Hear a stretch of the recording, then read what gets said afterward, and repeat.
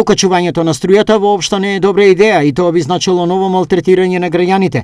Во основа, огромен дел од нив и сега не знаат каде да се свртат по решение за пари, а со нов притисок тие некаде ќе се скршат, велат од синдикатот. Во оваа криза, во овие моменти на намалени плати, на намален стандард и на работниците, и на граѓаните, може да донесе до многу една неповолна состојба во која што обичниот граѓанин и работникот ќе се најдат во една независна состојба, така да апелираме да може што подолго да се одложи поскапувањето на струјата.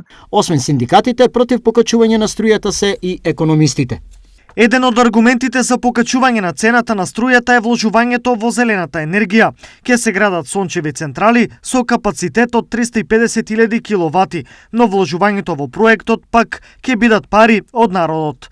Од сите тие пари кои се предвидени за ова, нека доделат на секоја фамилија што сака да вгради сончеви колектори по 2000 евра.